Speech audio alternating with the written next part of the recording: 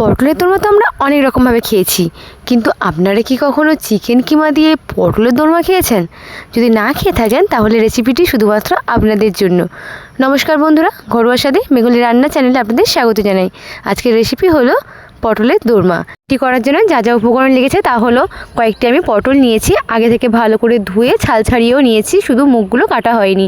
কিন্তু এখন মুখগুলো ছুরি দিয়ে কেটে নিতে হবে। শুধু এক পাশটাই কিন্তু মুখগুলো ছুরি দিয়ে কাটতে হবে, ঠিক আমি যেমনটা কাটছি তেমনভাবেই কেটে নিতে হবে। কাটার পর আমি সবগুলো ঠিক এমনভাবেই কেটে নিয়েছি।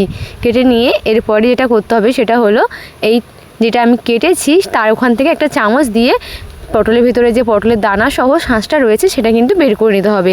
কিন্তু ওটা আমি ফেলে দিচ্ছি না, এটি দিয়েও কিন্তু দারুণ একটি ব্যাপার আমি করছি।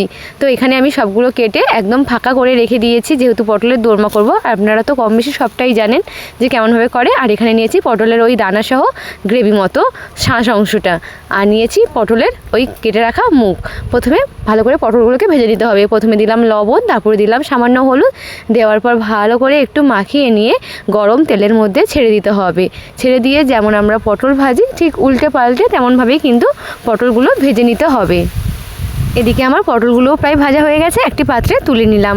আপনারাও এমনভাবেই করবেন, আর একটু কম হালকা করেই কিন্তু ভেজে নিতে হবে, লো টু মিডিয়াম ফ্লেমে।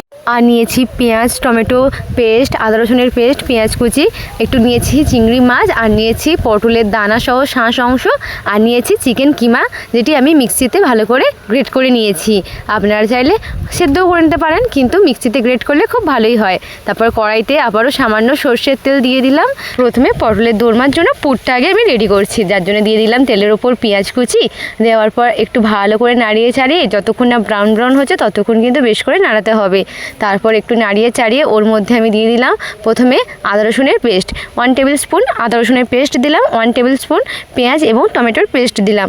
দেওয়ার পর ভালো করে নাড়িয়ে চাড়িয়ে যতক্ষণ না একটু ভালো করে এর কাঁচা গন্ধটা চলে যাচ্ছে ততক্ষণ কিন্তু বেশ করে লো টু মিডিয়াম ফ্লেমেই কিন্তু ভাজতে হবে। এরপর একে একে প্রথমে দিলাম স্বাদ অনুযায়ী লবণ, তারপরে দিলাম হলুদের গুঁড়ো, আর একটু দিলাম লাল লঙ্কার গুঁড়ো।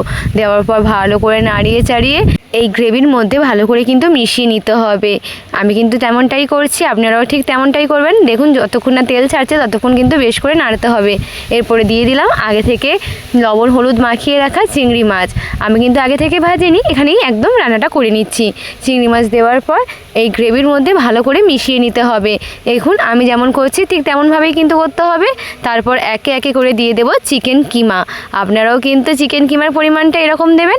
আমি কিন্তু কতটা নিয়েছি সেই পরিমাণটা আপনারা যে যার পটল অনুযায়ী সেই অনুযায়ী কিন্তু নেবেন। আমি পটল যেহেতু 8টা নিয়েছি, সেই অনুযায়ী অল্প অল্প করেই চিংড়ি মাছ আর অল্প করেই চিকেন কিমাটাই নিয়েছি। তারপর দিয়ে দিলাম পটলের দানা সহ শাঁস অংশটা। দেওয়ার পর ভালো করে নাড়িয়ে চাড়িয়ে একদম লো ফ্লেমেই কিন্তু এটি ভেজে নিতে হবে। একটু একটু জল ছাড়লে এর মধ্যে কিন্তু আমি সামান্য একটু জলও অ্যাড করেছি। তারপরে একটু সামান্য গরম মশলা দিয়ে আরও একটু বেশ কিছুক্ষণ নাড়িয়ে চাড়িয়ে নিয়ে প্রায় 5 থেকে 10 মিনিট আবারও ফের ঢাকা লাগিয়ে এটিকে সেদ্ধ হতে সময় দিয়েছি। 10 মিনিট পর যখন ঢাকা খুলে দেখি একদম রেডি হয়ে গেছে এই পুর। তো চলুন একটি পাত্রে এখন তুলে নিচ্ছি। তারপর এই পটলের মধ্যে যেটি আমি ভেজে রেখেছিলাম তার মুখের মধ্যেই কিন্তু এই পুরটি আমি ভরে দিচ্ছি। চামচ দিয়েই ভরলাম, আপনারা চাইলে হাত দিয়েও ভরতে পারেন, যা যেটা কমফোর্টেবল সে কিন্তু সেই অনুযায়ী করতে পারেন। আর পটলের এই ভেতরটাতে যেন পুরোপুরি পুরটা ঢুকে যায় সেটাই কিন্তু দেখতে হবে। পুরোপুরি পুরটা দেওয়ার পর যেই অংশটা আমি কেটে রেখেছিলাম সেটা কিন্তু এর মুখের মধ্যে লাগিয়ে দিতে হবে। চিকেন কিমা চিংড়ি মাছ দিয়ে পটলের দোরমা, উফ দারুণ কিন্তু একটা কম্বিনেশন, আর খেতেও যা দুর্দান্ত হয়েছিল বলার নয়। দেখুন পুরগুলো সব ভরা হয়ে গেছে। এরপর কি করলাম, এই যে পটলে যেটা কেটেছিলাম মুখটা সেটাই কিন্তু এর মধ্যে ভালো করে চিপকে দিলাম। দেওয়ার পর সবটাই রেডি হয়ে গেছে। এরপর কড়াইতে সামান্য আরও একটু সর্ষের তেল দিয়ে এবারে কিন্তু এটিকে রান্না করে নিতে হবে। প্রথমে দিলাম পেঁয়াজ আর টমেটোর পেস্ট, একটু ভালো করে নাড়িয়ে চাড়িয়ে দিয়ে দিলাম আদা রসুনের পেস্ট, সবগুলো কিন্তু 1 টেবিল স্পুন করেই দিলাম। দেওয়ার পর একটু ভালো করে নাড়িয়ে চাড়িয়ে দিয়ে দিলাম স্বাদ অনুযায়ী লবণ, আর দিয়ে দিলাম হলুদ গুঁড়ো, সামান্য লঙ্কার গুঁড়ো, যে যেমন ঝাল অনুযায়ী সেরকম কিন্তু দিতে পারেন। আর আমি কিন্তু প্রথমে চিনি অ্যাড করতে ভুলে গেছিলাম, দেন পরে কিন্তু চিনিটা অ্যাড করেছি। আপনারা চাইলে এখনই কিন্তু চিনিটা অ্যাড করে নিতে পারেন। বেশ করে নাড়িয়ে চাড়িয়ে একটু জল দিয়ে দিলাম। জল দেওয়ার পর আরও বেশ কিছুটা নাড়িয়ে চাড়িয়ে যতক্ষণ না গ্রেভি থেকে তেল ছাড়ছে ততক্ষণ কিন্তু বেশ ভালো করেই নাড়াতে হবে। তারপর একটু সামান্য জল দিয়ে দিলাম। জল দেওয়ার পর একটু ফুট আসলেই কিন্তু আমি পটলের দোরমা যেটা আমি পুর ভরে রেখেছিলাম সেটাই একে একে দিয়ে দিলাম। দেওয়ার পর 5 থেকে 7 মিনিট কিন্তু আমি ঢাকা লাগিয়ে একটু রেখে দেব। রাখার পরে কিন্তু একদম রেডি হয়ে যাবে।